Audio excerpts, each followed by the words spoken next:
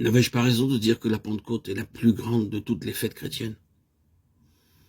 Le mystère de Bethléem est sans doute incompréhensible et plein de gloire. Mais quand je le sais par la foi, il n'y a rien qui ne paraisse possible. Que le Saint-Esprit soit venu former un corps saint et pur pour le Fils de Dieu, et que dans ce cœur vienne habiter l'Esprit. C'est là sans doute un miracle de la puissance divine.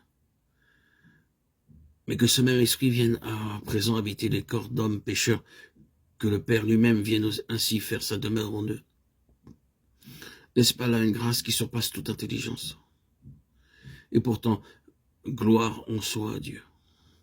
C'est ce que la Pentecôte nous apporte. Oui, répétons-le encore, la naissance du Fils de Dieu revêtant notre chair à Bethléem, la condamnation et la mort auxquelles il s'est soumis en se faisant de notre garant, sa résurrection, qui lui donne droit à la vie éternelle comme premier-né d'entre les morts, et son entrée dans la gloire même du Père, tout cela n'était qu'autant d'étapes préparatoires pour amener la consommation de son œuvre. À la Pentecôte commence à s'accomplir cette parole. Voici le tabernacle de Dieu avec les hommes, et il habitera avec eux. Apocalypse 21:3. On ne peut comprendre l'effusion de l'Esprit le jour de la Pentecôte qu'en se souvenant de ce qu'il avait précédé du sacrifice inestimable, au prix duquel Dieu a voulu habiter avec l'homme pécheur. La Pentecôte est le reflet sur la terre de l'ascension de Christ au ciel et fait participer ses amis à la gloire dont il jouit à présent auprès du Père. Nous ne pouvons bien saisir tout cela que si l'Esprit nous en donne l'intelligence. Dans sa simplicité, ce récit nous révèle les plus profonds mystères du royaume de Dieu et donne à l'Église un aperçu de son saint héritage en attendant le retour du Seigneur.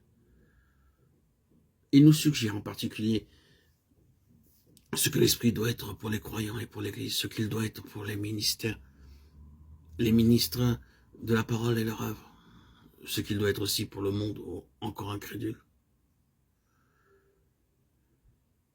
Christ avait promis à ses disciples que par le moyen du Consolateur, il reviendrait lui-même à eux. Pendant sa vie terrestre, sa présence visible lui avait révélé le Père invisible.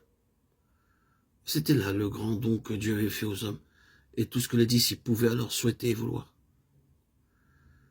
Depuis la Pentecôte, c'est encore ce qu'ils devaient posséder, mais en plus grande mesure qu'auparavant.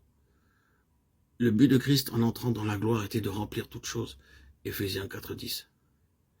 Et tout particulièrement de remplir de sa présence, sa vie de gloire, les membres de son corps.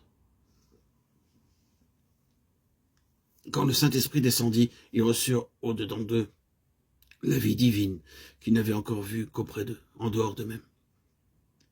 C'était l'Esprit même du Fils de Dieu qui devait devenir leur vie, cet Esprit qui l'avait fait vivre, aimer, obéir, mourir et ressusciter, et qui l'avait glorifié par sa toute-puissance. L'Esprit devait témoigner en eux de ce qui s'était passé dans le ciel lorsque leur ami et leur maître avaient pris place sur le trône de Dieu.